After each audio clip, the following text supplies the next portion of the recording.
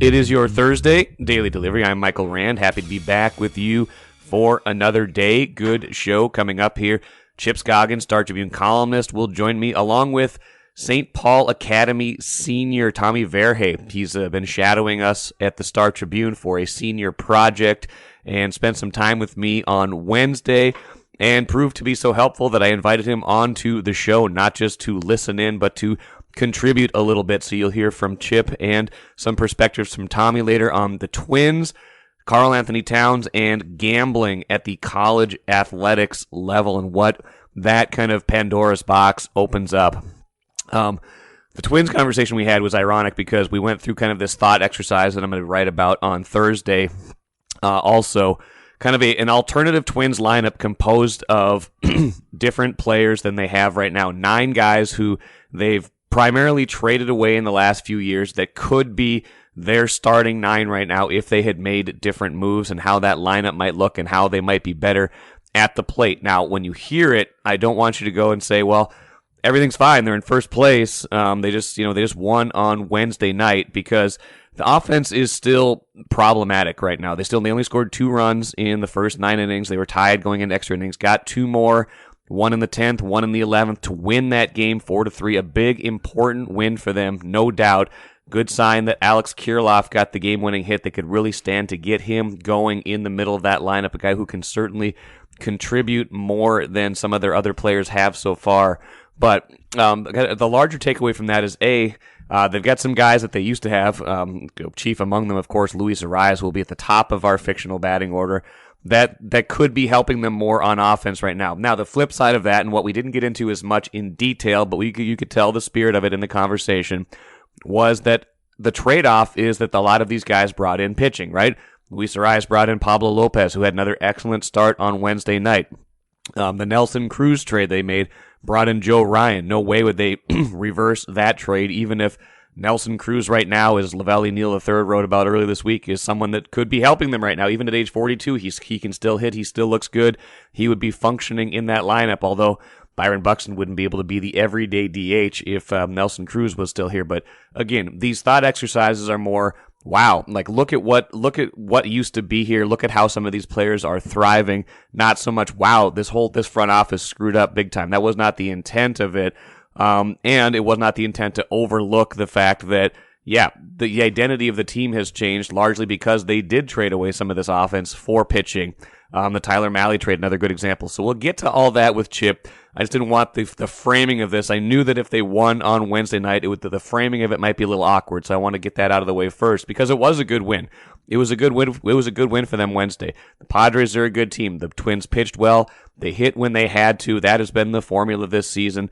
They needed that win. They've been struggling a little bit. 5 of their last 7 lost. That bad road trip. Lost the first one to the Padres 6-1. It was kind of an ugly game. Some poor defensive play. The bat's still going silent.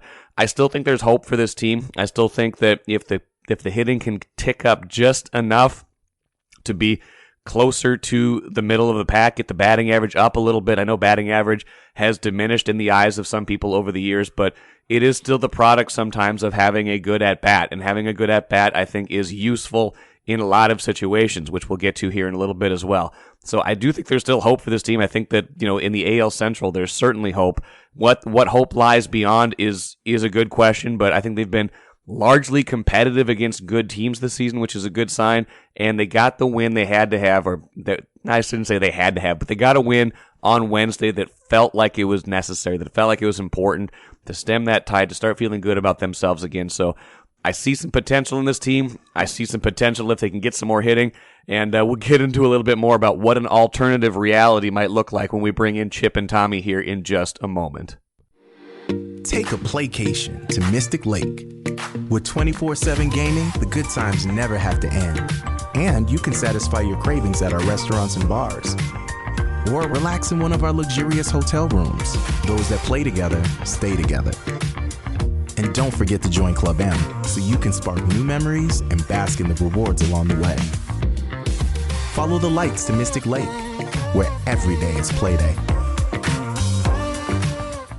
It's a big day on Daily Delivery. Chip Scoggins, Star Tribune columnist, is with me, as is Tommy Verhey, a senior at St. Paul Academy. He is with the Star Tribune for a few weeks working on, Tommy, it's a senior project you're working on? Yeah, it's a senior project last month of May. So every senior kind of finds a topic, finds something they want to perhaps pursue after college or in college. And yeah, so I'm here at the Star Tribune for the next month or so. Awesome. Tommy helped me out with something this morning, Chip. Right. We're recording on Wednesday Is this afternoon. a game show? What's that? Is this going to be a game show? No, it's not going to be a game show, but he did help me with something. No, it's not going to be a guessing game so much, but Tommy helped me out with something. And I want to start with it. It's a good way to get into some of the Twins' offensive woes. And of course, the danger in this is we're recording on Wednesday, and so I fully expect them to score like 10 runs tonight, and then I have to. It's still valid, but Yeah. This always happens. I always worry about this. Like, you do a big segment and on the offense is failing, and then by the time it airs, it's going to be well, they just scored 10 runs. What are you talking about? One game doesn't change it. It But does not. I had a college student shadow me last night. I was like, inevitably, when you go write a column, you write about how bad the bullpen is, and then they throw 5 scoreless innings that Yeah. night. It's inevitable. It's inevitable. So we're hoping. I should say we're not. I'm not hoping they have another bad offensive game, but we'll know more by the time the show airs, and I will correct for any errors or correct for any adjustments we need to make. But Chip, Tommy and I on Wednesday morning, I just kind of had this idea in the morning on Wednesday, and Tommy helped me kind of flesh it out. A complete different lineup, Chip, for the Twins of former Twins now with other teams. Almost all of them who've been traded away from the Twins since 2021. There's only, I think, one guy on this list that was not via trade that they got rid of and then signed somewhere else. So we've got an entire lineup. Tommy helped me put together the 1 through 9. I had some of these names already. He really filled it out with a couple good ones that I wasn't thinking of, and then he put them in the batting order. We added some positions to it. It actually positionally works out as well. So I want to hear from you. And caveats on this, of course, this is not perfect. Like, this does not take into consideration salaries, anything like that. Who else would be on the roster, things like that. But let's go through the lineup. I know who my leadoff hitter is.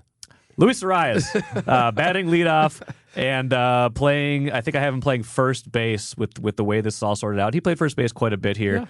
Yeah. Obviously, part of the Pablo Lopez trade, so would not have that starting pitcher if you had not made that trade. But Chip, wow, would you take Luis Arias back right now in this lineup? I heard on the radio, I forgot who was saying, it might have been K-Fan, where is his average higher than Buxton and Correa combined? As of right now, he's hitting 408, I think. He's down to 408. He was at 420 the other day. So 408. What's Buxton hitting right now? Was it 238 going into Tuesday night's game? Buxton, I'm going to look it up right now. At 185. Correa's at 185. Buxton is at 233. So no, he's 418 to 409 right now, but I think like even a day ago, and this is all subject to change very soon. But at one point, yes, he would. And it's funny. Rocco has lamented the last couple days or a couple times I've heard him is just the plate pitch selection that is a big problem. Well. You had a guy who was a master of 12 pitch at bats and singles to left after it. Yeah, I mean, and that's the thing they're lacking, just a professional hitter right now. How much do you think that hurts Correa? Because this is a guy who's had a long career before he played for the Twins last year, but Arias hitting behind Correa, giving him a long look, a guy who's on base a lot. Maybe a little, but it's not like Correa's a young That's what player. I'm saying, yeah. And I was there in the clubhouse yesterday when Correa did a pregame session. He talked about he thought he found something in Chicago on the road trip about keeping his foot secure, his front foot secure, and being more grounded. And he felt like he was hitting the ball hard. And then his first at bat was a dribbler last night, and then a pop up in the infield. He wasn't hitting it hard at all. So I don't know what's going on with him. Tommy, you play baseball. You're saying you hit about 300 right now? Yeah, I am. Yep. Different competition level. But what do you make overall of the Twins' offensive struggles this year? They're last in the majors in batting average going into Wednesday's game, and just it's been a struggle all year.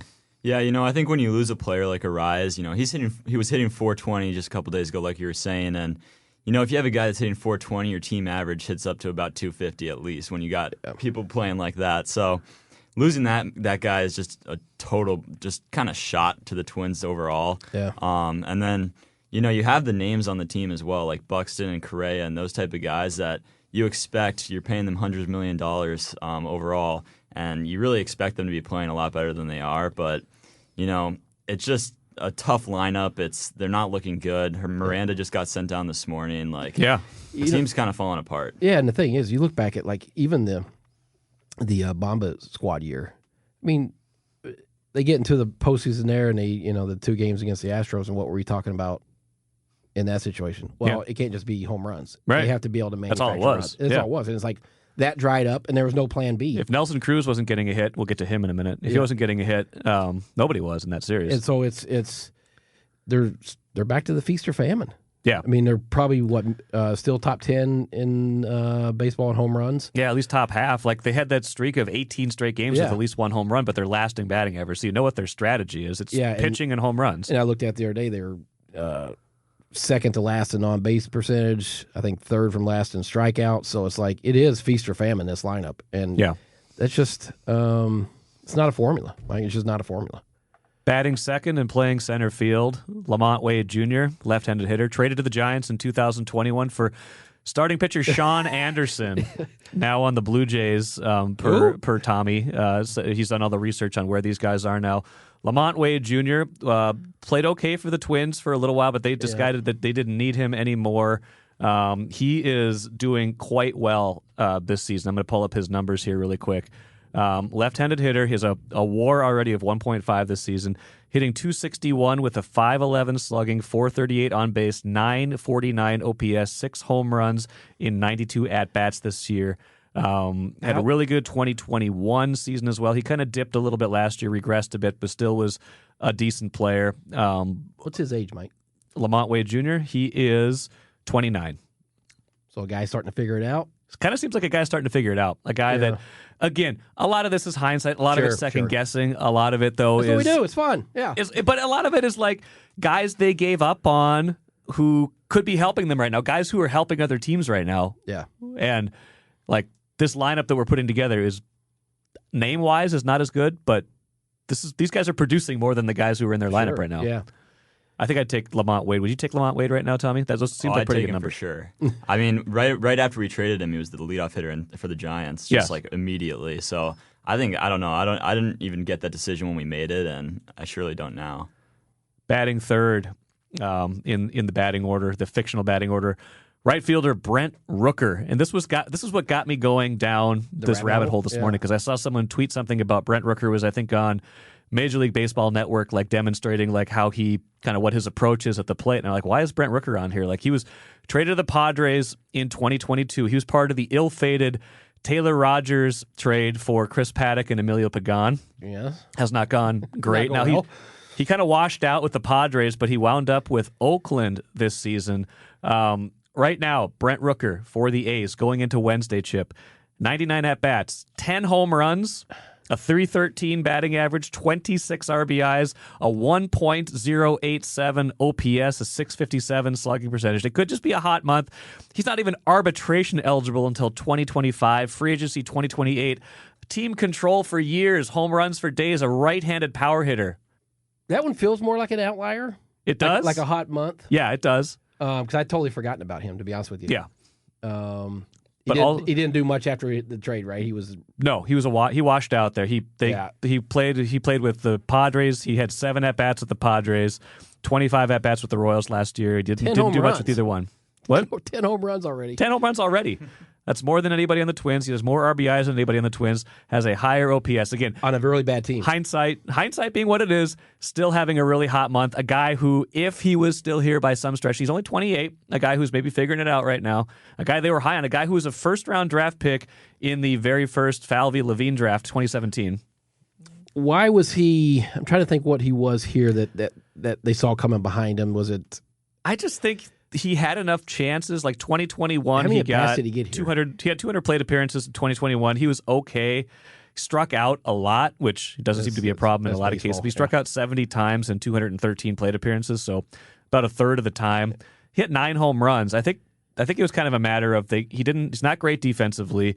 They couldn't really find a position for him, and he just was, maybe there was a little bit of a redundancy, even though he's a right-handed hitter. He just maybe didn't ever feel to them like a guy who's going to be more than like a 4A kind of hitter. Yeah.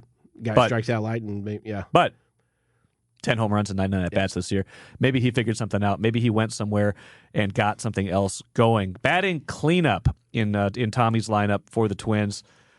Mitch Garver, catcher, traded to the Rangers in 2022, part of the Isaiah Kiner-Falefa deal.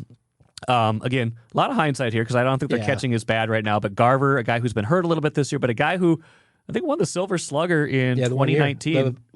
He was the Bomber Squad. He was the Bomber Squad. 30 home runs that year. And I remember I did a big piece on him that year where I sat down with him. It was fascinating for like an hour and just talked about the science of hitting and how part of it too is he had to change being a pitch framer because he was awful at it. Right. But he went down to the new setup that they had. But we also talked about changing his swing and getting more elevation. That's when he hit all the home runs. And then he came back like a lot of Twins did after that. Yeah. Regressed, and then he had injuries. He had that awful injury. He had that, I wrote about that one too. Let's not talk about that. Let's not go there. Yeah. But I think they looked at it as like they had someone comparable or better as a receiver. Yeah. Yeah. I don't think this is a trade they regret, but a guy who is what are his numbers now?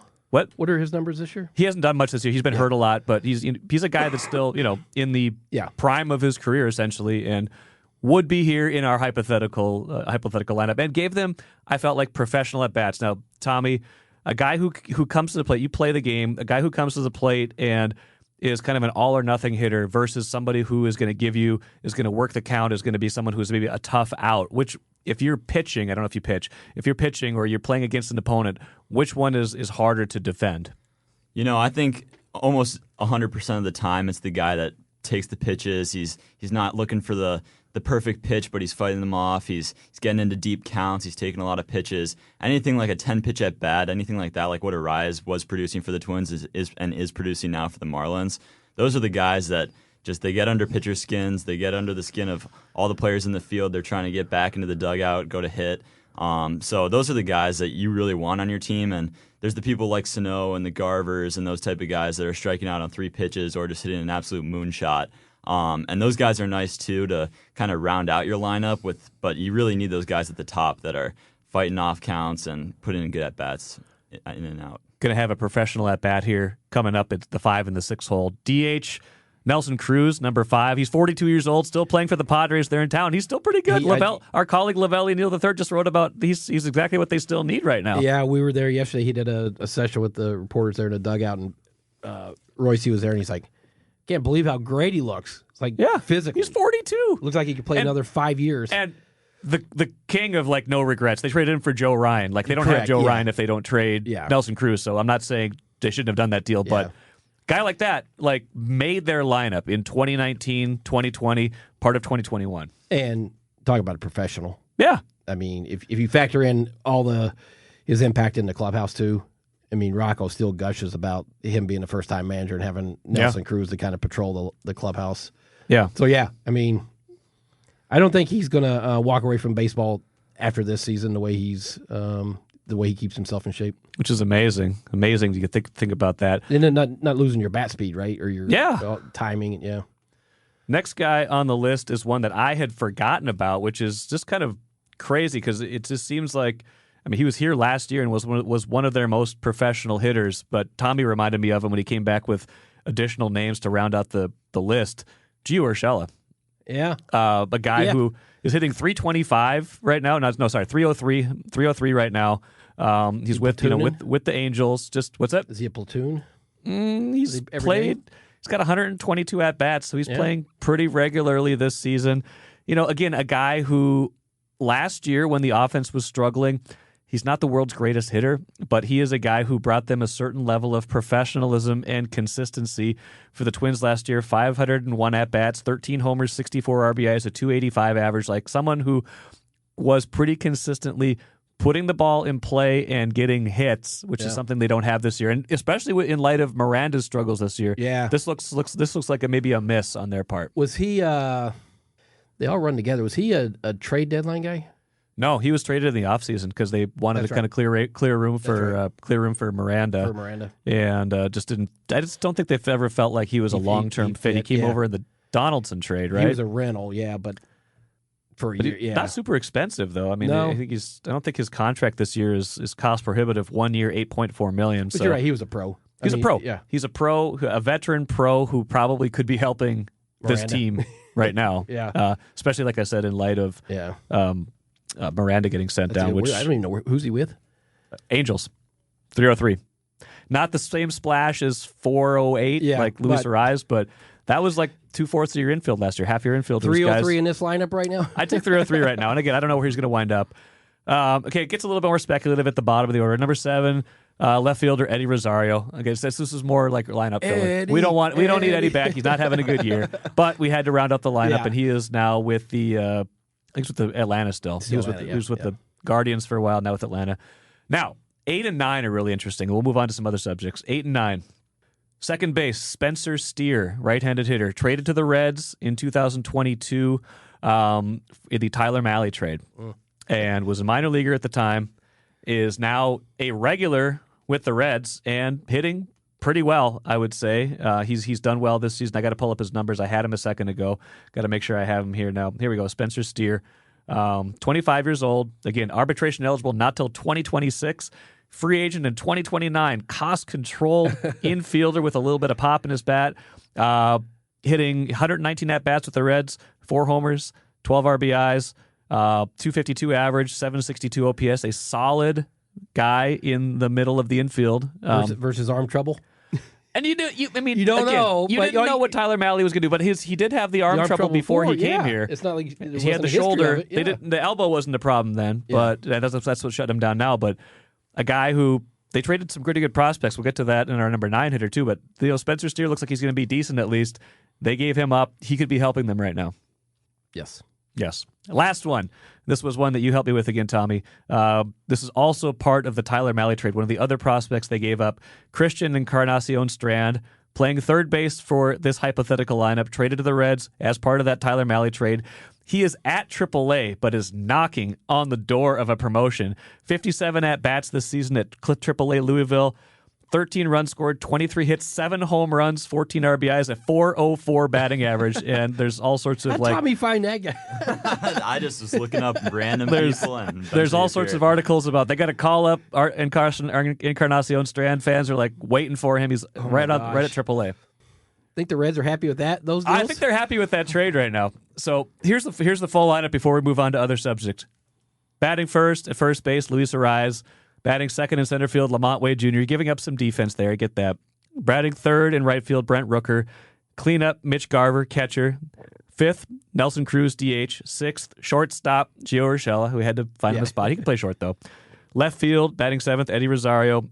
Batting eighth at second base, Spencer Steer. Batting ninth at third base, Christian Encarnacion Strand. You need to mark that down, keep that, and then come back at the end of the year. I'm going to write about it Thursday morning, too. Yeah. So we'll have a permanent record. That's something you can recycle at the end of the year just to see where it's at. Content begets content. It always does. Thank you again, Tommy, for what a great extra. Attaboy, Tommy. Oh, yeah. That's great. helping me with the finishing touches on that list, putting them all in order. Chip, I want to get you at a couple more things before we go. One, Karl-Anthony Towns is on a podcast on Wednesday. This was just sent to me right before we started recording by our colleague Jeff Day, and I thought it was interesting because he was on with Paul George, and I think you get a lot of honesty. I think that's the one. Yeah, I saw that yesterday. Okay, maybe it was recent though. It was the first time I've seen it, and it was like a 2-hour podcast. It got like clipped up into different bites, and Jeff sent a couple our way. Talked about the Rudy Gobert trade, and kind of was pretty honest about it. One of the things he said was that he learned about it, and I don't know if he said this before, maybe he's hinted at this before, but he said he didn't find out about it until he saw it on social media. He was on a vacation in, I think, Europe somewhere when he found out about it. Should Karl-Anthony Towns, as a franchise stakeholder and cornerstone, and someone who's maybe not every trade, but a trade where his position is going to be changed by this trade, should he be alerted, if assuming he's telling us the truth, should he be alerted to this a little sooner than that? Yeah, I mean, I'm going to say yes and no, if I can be a little on the fence on that. Yes, because it impacted his. You're going from center to power forward. Yeah, and he said it was like halfway into the offseason, which is true. Like the Gobert trade didn't happen until that's a pretty dramatic. July. Yeah, that's a pretty dramatic thing. He's preparing one way, and now he's going to prepare another way. And just, do you think it'll work? I mean, are you comfortable with it? But no, in a sense of if you're trying to keep it private. I mean, that's things one more. can get out. Or now this was last year, so I think maybe the thinking about Cat's long-term future with the program is different than maybe it is now. Now I say no, because if they're looking to maybe move him or find out what his value is, you're not going to potentially awkward. You're not going to keep him seek his input on personnel moves. But I think just because it was so going to be such a big dramatic shift for him, you might want to broach that with him. Just say, hey, here's what we're thinking about. Yeah. How do you think that would? How do you think you would? Handle playing at a different spot, defensively, offensively. Yeah. But, what do you come back if he says, no, I hate it? Yeah. Then maybe sorry, we're still going to do it? Then maybe he would have killed the worst trade in franchise history. Yeah, but if they were convinced that this is something they need to do, and if Carl says, I'm not in favor of it, now you got a problem. Then what do you do? Yeah, then you're stuck. I think a lot of it's a question of how much latitude you give players to be kind of de facto assistant GMs and how much and when you earn that. When do you earn that? Well, if you're Justin Jefferson, you got it in year 3. Remember, that's the thing that Kwesi said this offseason, that they're going to involve him in these conversations. Now, I don't know what that looks like. Yeah. Like, I don't think they're going to let him pick the quarterback of the future. No, but they want him to be happy with the quarterback of the future. Exactly. I mean, he's not sitting there in GM meetings, but clearly Kwesi said that for a purpose, right? Yeah. That they're going to involve him. So he's going to have some say in things. I just don't know. I think he's in a different spot than quote unquote stars at other teams. I mean, that's fair. He's won 4 playoff games in his career. I know he's been here 8 years. Yeah, 8 years. And everything they said that he's the foundation, and all that. But I'm not convinced that they won't seek what his value would be out on the market either. So I agree. I think that changes things. Yeah, we've talked about that a lot, and it's funny that it's funny thinking about that in retrospect. Like, what if they'd included him in this conversation, then come back to them this offseason and be like, maybe sit this conversation out because it's potentially sensitive information about you in this trade proposal. Exactly, yeah. So no, that's a good point. The other thing he said, I haven't listened to the whole thing yet, but the other interesting thing that caught my ear in the clip I listened to was him talking about, they kind of framed it around the whole Giannis thing about what's a failure, what's not a failure. Yeah. So Paul George asked him, like, did you consider this season a failure? And he said yes. And they asked him, why? And he said, well, he gave a thoughtful answer kind of in the context of what Giannis said about, every year, it doesn't mean you fail because you didn't win a championship, because that would mean 29 out of 30 teams failed. But he said, I thought we were at least, based on the expectations we had, based on the trade we made, things like that, I thought we were going to get at least to the second round and have a competitive series there. And they just didn't. They got 5 games and out in the first round. That seems pretty accurate to me in terms of what my expectations of them were this year. Is that how you would frame it? 100%. And I mean, you go back to the day at that press conference where Towns himself said championship or bust. Right. And I guess it was really a little more like late second round or bust. Exactly. So, but I don't think anybody looked at this and said, okay, they're going to be a championship team. But we all thought top 4 seed. Now you can say, well, Towns being out 52 games and has changed things. Yes, but he was back. They had other injuries to role players, but you still had Towns and Gobert. Yeah. And you lasted 5 games. Yeah. So it was a failure. Tom, are you an NBA fan? You watch? Oh, just a bit, yeah. What'd you make of? Did you follow the Wolves this year? Yeah, I mean, I remember I was in an airport and I pulled up my phone and I saw the Gobert trade right when it happened, and my first thought, I was stoked. I was like, we're going deep this year. I was in on it too. I was like 50 games, 50 wins a year for the next 4 years. Yeah, I was bummed on losing Patrick Beverley and some of those guys, but I really thought we're getting an all-star, we're getting a first-team all-defensive player. Like, this is going to bring the team to the next level. Maybe not championship level, but get them past that first-round barrier that they've kind of been stuck in and lagging out in the past couple of years, and just obviously did not happen. But yeah, I think that was the general reaction was this team what they were doing was not working. Now they got to the playoffs, but they were not going to win. There's a certain ceiling they were not going to get past. And so I like the fact that they went for it. They tried something bold. Now, I think a lot of us said, "Boy, that is a big price to pay for." A lot to give up, and but especially you're going for it, and it's either going to really work or it's going to be a disaster. Yeah. Because it didn't seem like there's going to be any gray area where there's going to be kind of a like they were just right. But I think it's fair after, and I know we haven't seen a full season of it. Right. The two bigs, I just don't. It's one notch above disaster right now. Yeah, I still have major doubts that a two big lineup's going to work. And part of the problem here is, which I wrote about Wednesday and talked about on Wednesday's show too, is that the version of Gobert they got isn't what we thought. It isn't what they thought they were getting. Like I was just looking it up, like looking at it in the context of the all defensive stuff that came out Tuesday. Like Gobert was a first team all defensive player the last 6 years. He didn't get a single vote this year. Like this was a much different player. I don't know if it's the system, if it's his back, or if it's regression. I don't know what it was, but he was not that player. Well, and the rebounding wasn't. His rebounding was okay. His was fine, but team wise, yes. And even Chris Finch, the coach, came out after the season and said was never really comfortable with our offense. Yeah, great. That's but they've got to figure it out for next year. It's going to be different next year. That's right. Yeah. I don't know. I don't know if I'm sold on. I'm still not sold on the two bigs, and I'm still not sold on the idea that this isn't going to be a major shakeup. Still, I'm this sold offseason. on one thing: build around Edwards. Yes, that's the only thing. Build around Edwards, absolutely. And I don't know if you build around Edwards with a two big lineup. I just don't know if you build around Edwards with a two big lineup, but that's just me.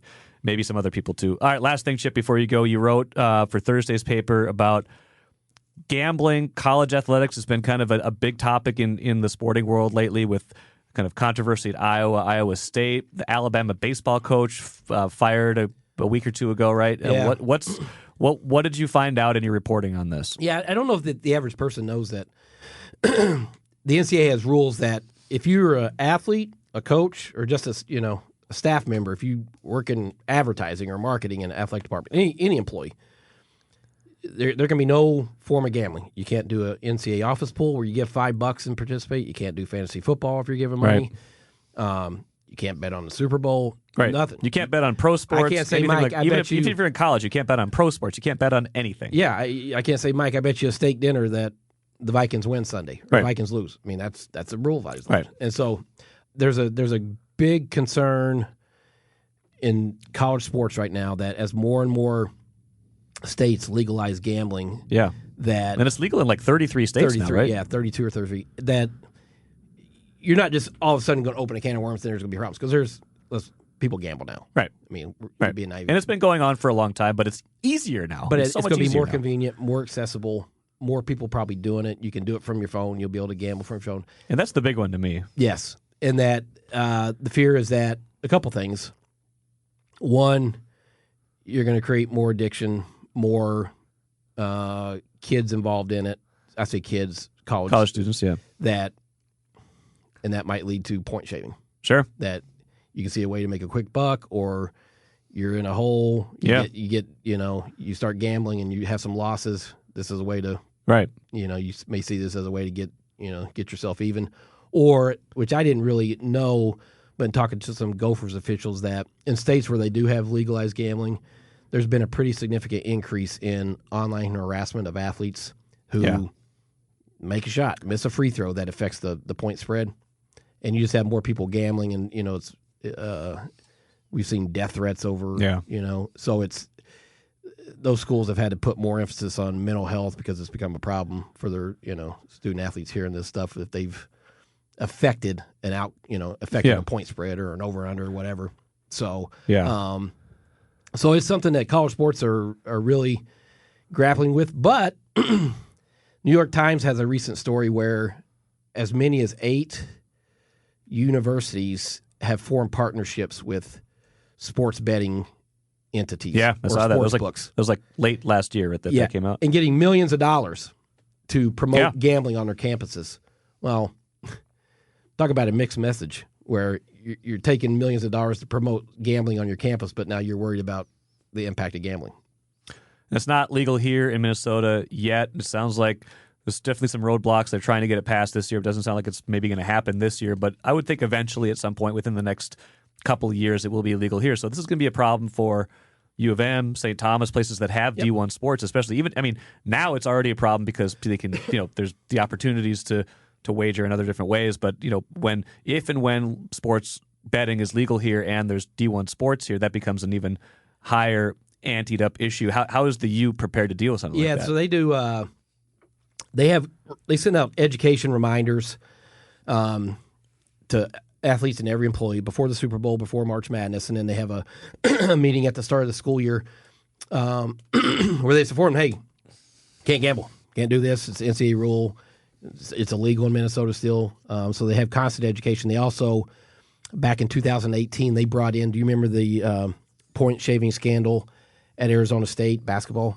I forgot when it was, but kind of, yeah. It feels like these pop up every now and then. Yeah, Arizona State had one a while back. I can't remember the exact. They brought in a player who was involved in it. He does speaking now. Okay, he spoke to the football team and basketball team just about his experience. Yeah. So there's constant messaging about it. But if it does become legal in Minnesota, they're going to have to increase spending on monitoring. Sure. Increase spending on education, but then also the mental health because they know that's going to create more problems for their athletes. Wow, fascinating stuff. I look forward to reading your piece. Hope everybody else does too on Thursday. Hope you'll read the Twins lineup post that I'm going to put together with Tommy Verhey's help as well. Chip Scoggins, Star Tribune columnist, Tommy Verhey, St. Paul Academy senior, headed to Wake Forest next year. Yep. Go Wake Forest. What's Deacons? The Deacons still, right? Yeah. Demons, Do we still have Demon in there? Are we still okay to? We're still okay with that. All right, good. Great school. Great It is a great school. Tommy's been a big help. He's helping out a lot over the next few weeks, kind of learning the ropes here at the Star Tribune. But we put him to work and could not be happier that he did that. So hope you enjoyed this today. And thanks guys. Take care. I hope you enjoyed that conversation and keep the sports gambling thing in mind as you're watching whether Minnesota goes forward with legalization this year or not, or whether it takes a little while. I do think it's an eventual thing that will happen, even if it does happen this year. What is going to be the impact on college sports here? How much more will that play into things going on with the University of Minnesota, things going on with St. Thomas, now a Division I school, where there is action on those games and the potential for influence? I don't know. It's an interesting subject. I'm glad Chip tackled it, and I don't think that's the last time we will be writing about it. Same goes for my subject in the cooler. Phoenix Suns' new TV deal. I think we talked about this a few weeks ago, and I wrote about it. They're trying to take their games over the air next year, free to consumers, and break away from Diamond Sports, the entity in bankruptcy that runs all the Bally Sports channels, including the Bally Sports Arizona and of course Bally Sports North. The Twins embroiled in some of this same stuff because their contract is up at the end of the year. Bally's wasn't paying them. They've got a big hearing with a bankruptcy judge in a few weeks here. Well, a bankruptcy judge blocked the Suns from doing their new TV deal while this bankruptcy is going on. So that's interesting to me. It's kind of a moment where you have to realize that everything you want to do in the moment might be more complicated than what you can do because of the legal system, because the way bankruptcy cases have to play out. The Phoenix Suns want to do something. Their contract is up, but they have to give Bally time, have to give Diamond Sports time to negotiate. And when you're in bankruptcy, that process can be stalled, apparently. So that deal is on hold. That was kind of a cool thing that kind of emerged, maybe a new way of doing things. Maybe that will still emerge once things are all done. But it is on hold for now, and it's a good reminder that sometimes these processes take a while to play out. That will do it for me today. Should be some good stuff coming up on Friday's show as well. Expecting to have Minnesota United defender Zarek Valentine on the show with me Friday. Plenty of other good stuff coming off of Thursday as well. We'll see if the Twins can get the series win, see if they can get this game in. Supposed to be some rain on Thursday, so we'll see about that, but it looks like it's probably the one that they can get in this afternoon. Thanks again for listening today. Back at it again on Friday.